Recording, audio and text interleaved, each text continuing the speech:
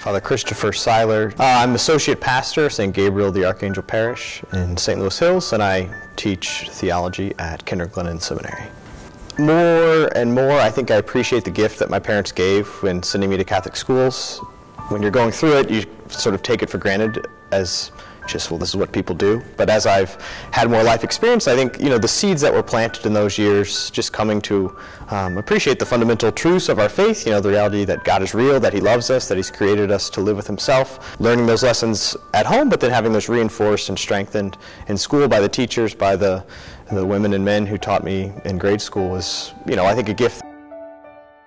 I remember Chris, he was always full of energy, good energy.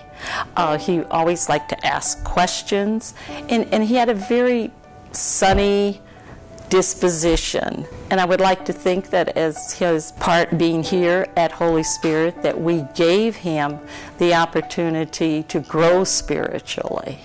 He was a server, and he was involved in whatever we did.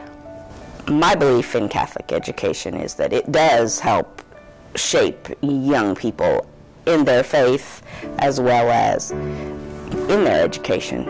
I do think that kept him closer to his faith. When most of the friends around you are willing to go to church on Sundays or not afraid to talk about their faith, it just kind of helps kids stay in that mindset also. It makes me feel that maybe I had just a tiny part in there. Maybe it was something I said, maybe it was something I did, maybe an answer that I gave him, or just a little nudge to do something.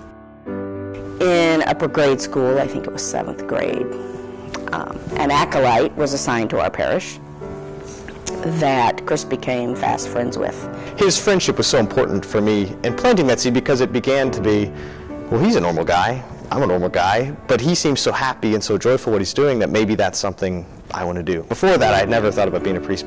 His nickname in high school from his friends was Padre. That it was always kind of a joke, but I think his friends probably saw more of it maybe even than we did. My time at Smet was very influential. I think even the friendships I cultivated here, I ran cross country, and I think even the discipline of cross country was really important. And I think there were so many people that I met here, be it Jesuit or other professors, teachers that I had here who modeled for me what it meant to be a man for others, what it meant to live your life truly for the glory of God.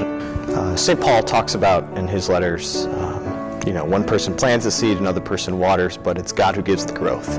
And I can sort of see in my formation from grade school to high school to seminary, so many different people have had sort of a part to play in cultivating the growth of my vocation. There wasn't any lightning moment. I didn't have a burning bush that was sort of like, Chris, you're supposed to be a priest, but it just sort of that slow, steady growth of realizing that I was so happy, that I loved what I was doing, and still to this day, I love what I'm doing, that this is what God made me to be. First Mass was pretty much his deal, and it was almost indescribable. Sitting there knowing that your son had been changed the day before, and knowing that now he was able to consecrate the host and bring Jesus not only to us and our family, but to the world. Even his brothers cried, I think. It was just, it was like, wow, that's Chris up there.